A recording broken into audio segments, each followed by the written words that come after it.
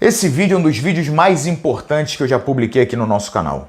Se você prestar bem atenção no que eu vou dizer aqui, você vai entender perfeitamente por que o Brasil se encontra nessa situação, o porquê que a sua vida não está da forma que você gostaria que ela estivesse, e principalmente você vai ser capaz de conversar e debater sobre política com qualquer um, com seus amigos, seus familiares, qualquer um, porque você vai entender perfeitamente a dinâmica da coisa.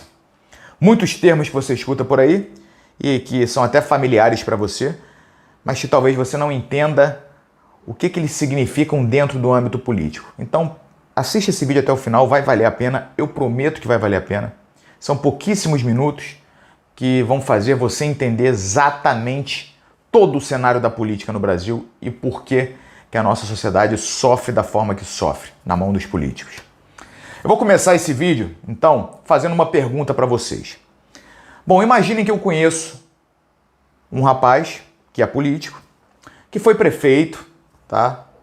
E que enquanto prefeito de uma cidade lá, uma cidade X, não vamos falar o nome da cidade ainda, ele foi condenado, né, por fraude e obrigado, inclusive, a ressarcir os cofres públicos por conta de um esquema que ele armou lá para vender bens públicos. Aí esse rapaz, apesar desse acontecimento terrível, né, que se o Brasil fosse sério já era para ter acabado a vida política dele ali, ele ascendeu na carreira política, se tornou deputado e aí foi convidado para ser, vejam bem, líder de governo do Fernando Henrique Cardoso, depois ele foi vice-líder do Lula, depois ele foi vice-líder da Dilma e chegou a ser ministro do Michel Temer, o vampirão. Além de todas essas credenciais negativas, o nome desse rapaz que eu conheço também estava lá na planilha da Odebrecht, né, como um suposto recebedor aí do propinoduto, né, aquele ralo que puxava o dinheiro do povo brasileiro e colocava no bolso de uma porrada de político corrupto. Se não bastasse, esse mesmo rapaz ainda foi denunciado pelo Ministério Público por atos de improbidade administrativa enquanto era ministro. E, para terminar o seu belo currículo, ele é acusado também de ter recebido 5 milhões de reais da Galvão Construtora. Um desses cambalachos aí, né? Os políticos gostam de fazer para botar um din-din no bolso. Aí eu pergunto para vocês, esse cara tem um perfil adequado para liderar qualquer coisa que seja em prol de um país melhor? De ser uma liderança em um projeto de um Brasil que seja regido pela moralidade, pela honestidade? O que vocês acham? Escrevam aqui nos comentários. E eu tenho certeza que ao ler os comentários, pelo menos 99%, se não 100% de vocês vão escrever que não. Pois bem, o nome desse senhor é Ricardo Barros, ex-prefeito de Maringá, que foi escolhido ontem pelo presidente da República, Jair Bolsonaro, como seu novo líder do governo. Jair Bolsonaro ainda disse o seguinte: estou muito feliz e grato com a chegada do Ricardo Barros para mudar o Brasil. Foi isso que ele falou. Calma, você que gosta do Jair Bolsonaro, que é bolsonarista, calma, não me xinga ainda não. Eu vou agora passar um paninho. Vou passar um paninho. O presidente é obrigado a fazer isso. Porra, brigadeiro, vai passar pano? Vou passar pano. Mas agora eu vou explicar para você o porquê que ele é obrigado a fazer isso e como que ele é culpado por ter que fazer isso. Veja bem, ele é culpado por hoje ter que fazer isso. E aí que entra a graça desse vídeo. Você vai entender a dinâmica toda e vai poder debater com qualquer um que você quiser. Política no Brasil é o seguinte, meu irmão. O arranjo é o seguinte.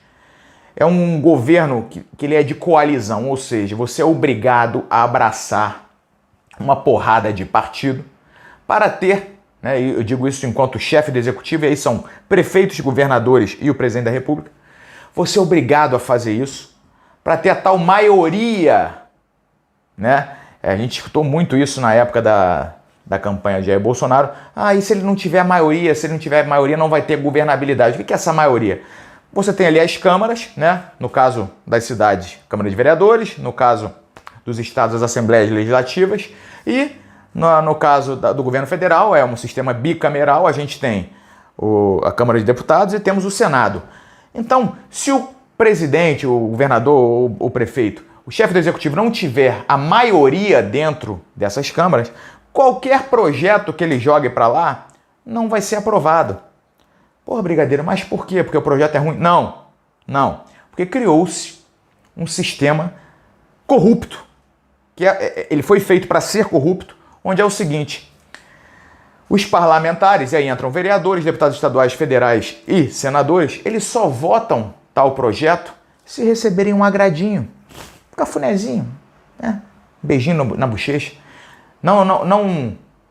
Não é suficiente o baita salário que eles recebem e todas as mordomias. Não, eles querem mais. E o que é mais?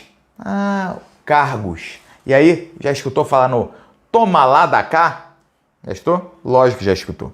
Esse é o toma lá da cá. É o seguinte: eu sou prefeito, Marcelo Brigadeiro, vou ligar para o vereador e vou dizer o seguinte: meu irmão, vou enviar aí para a Câmara um projeto do Executivo que é para melhorar pra caramba a saúde aqui do município. É um baita projeto. Você assina? Posso contar com o seu voto? Aí o vereador fala assim: ô prefeito, até gosto desse projeto, mas e aí? Qual que é a contrapartida? Qual que é o gesto que você vai praticar? E aqui entra outro termo conhecido na política. Praticar gesto. Sabe o que é praticar gesto? É abrir as pernas. O que o presidente Jair Bolsonaro vem fazendo em relação ao Centrão? Vem praticando gestos. Ele vem praticando um gesto aqui, pratica outro gesto ali, pratica outro gesto ali. É a forma na política de dizer que está abrindo as pernas, né? Para fazer o toma lá da cá. Então, o vereador, ele exige do prefeito uma indicação. Então você aí na tua cidade, meu irmão, sabe aí a empresa de limpeza urbana que você tem aí, tipo, que faz a limpeza na tua cidade? Pode conferir. O diretor dessa empresa, coordenador, alguns funcionários ali, né, comissionados, são indicações dos vereadores da sua Câmara de Vereadores. Sabe ali a empresa que cuida da iluminação da tua região aí? Diretores, conselho, os coordenadores, muitos funcionários, são indicações dos parlamentares. Ou seja, e aí olha a merda que acontece. Não necessariamente essa indicação é de alguém qualificado, não. O jogo é lixo mesmo.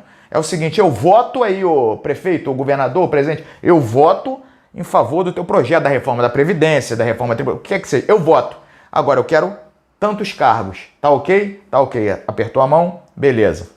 Então, vou mandar Chiquinho, Joãozinho, Zezinho, Mariazinha e Joaninha. Não interessa se eles são bons. Os cargos são meus. Eu escolho quem eu boto. Vocês percebem? E aí, geralmente, não são bons, não são qualificados. E aí, para cobrir a cagada desse bando de gente que ganha um empreguinho de uma hora para outra, é necessário contratar mais um mundo de gente qualificada para então, né, fazer a coisa andar. Aí a gente tem a máquina inchada. Já ouviram falar esse termo também, né? A máquina está inchada. É por isso. Por conta das indicações, você entra um monte de incompetente e aí depois você tem que contratar um monte de gente que seja competente para balancear e fazer a coisa andar mais ou menos aos trancos e barrancos. Isso tem um custo absurdo. Então, a parte que eu passo o pano é o seguinte: o presidente hoje ele é obrigado a praticar esse gesto com o Centrão para ter maioria, para ter a aprovação dos seus projetos, para poder fazer a coisa andar. E onde é que entra a culpa dele, brigadeiro, do Jair Bolsonaro? Em dois momentos. A primeira culpa é que é a seguinte: a gente deu a maioria para ele. Ele tinha a maioria quando assumiu. A gente renovou mais de 40% do Congresso. Ele tinha maioria. Por inabilidade política e por conta dessa beligerância que qualquer um que discorde um pouquinho já é vagabundo, sem vergonha e sofre um linchamento virtual, ele perdeu totalmente essa maioria. Ficou com pouquíssima gente. E aí foi obrigado a abraçar o maior bloco do Congresso, que é o tal do Centrão.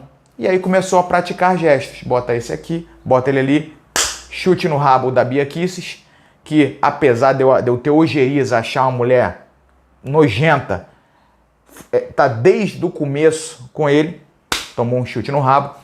Chute no rabo do Major Vitor Hugo, que eu também acho um ser... me dá ânsia. Só que também tá com o presidente desde o começo, para quê? Para poder praticar gestos para o Centrão. Então ele errou lá atrás de não saber manter essa maioria com ele. E o erro maior, mentiu. Eu posso perdoar erro, todo mundo erra, eu erro pra caceta, eu erro todo dia e erro pra caceta. Todo dia eu erro muito. Vocês também. Mas qual que é algo que a gente não pode, se você é um cara honesto, você não pode admitir? Mentira. Então o presidente ele mentiu quando ele falou que não ia fazer o toma lá da cá na campanha. Ele sabia que era impossível. Ele enganou. E hoje ele segue falando que não faz o toma lá da cá. Segue mentindo, segue enganando. Essa é a maior culpa de Jair Bolsonaro. É ser um mentiroso, é enganar o povo. Porque já estamos fartos de sermos enganados. Fomos enganados, né? Desde a independência, quer dizer, desde o descobrimento do Brasil a gente é enganado, né? Mas o pessoal aí, na história recente, aí, desde que saiu o período militar, a gente foi enganado o tempo todo. O tempo todo. Lula enganou, o Collor enganou, o FHC enganou, Lula enganou, Sarney enganou e agora seguimos sendo enganados, tá? Pô, brigadeiro, mas então não tem jeito? Irmão, tem um jeito. Um jeito. Se ele tivesse entrado da forma que ele falou que entraria, não pensando em reeleição, lembra? Ele era contra a reeleição? Aí o cara consegue fazer, porque aí ele está se lascando. Ele vai trabalhar ali os 4 anos, tá? Vai emplacar o que tiver que emplacar, vai para um estilo kamikaze de guerra contra o Congresso. Agora, se ele estiver pensando em reeleição, esquece. Esquece, não tem realmente como governar sem o toma lá da cá. Não tem, não tem. Vocês entenderam a dinâmica? Os projetos que vêm do prefeito, do governador e do presidente só são aprovados se o pessoal que aprova, vereadores, deputados estaduais, deputados federais e senadores, receberem um carinho. O carinho é cargo, tá? É praticar gesto, é o cargo. Esses cargos loteiam toda a máquina pública, enche a máquina pública. O dinheiro nosso vai embora. E aí? Aí os projetos são aprovados, esse cara é reeleito, né? O chefe do executivo é reeleito, e aí já vem com todos esses compromissos agarrados. Aí uma vez reeleito, essa galera aqui toda já integra o novo governo, e aí já vem mais uma porrada de exigência e mais uma porrada de gesto para ser praticado.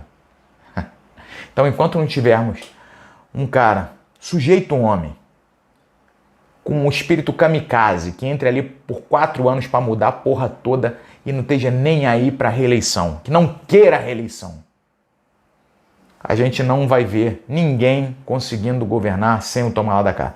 Se alguém tentar governar sem o toma lá da cá, você pode ter certeza vai ter uma porrada aí de processo de impeachment querendo tirar o cara, porque o pessoal já está acostumado com o gesto que tem que ser praticado, já está acostumado com o agradinho.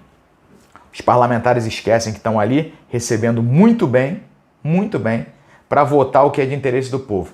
Mas eles esquecem isso, fazem questão de esquecer. Deixam de lado e exigem. Aí, tá bom, eu vou votar, mas qual o gesto que você vai praticar? Essa é a merda do sistema político brasileiro. É um sistema de coalizão, você tem que abraçar esse partido todo para ter maioria. E será assim até que entre alguém disposto de verdade não a nos enganar e sim a mudar tudo. Um grande abraço e os.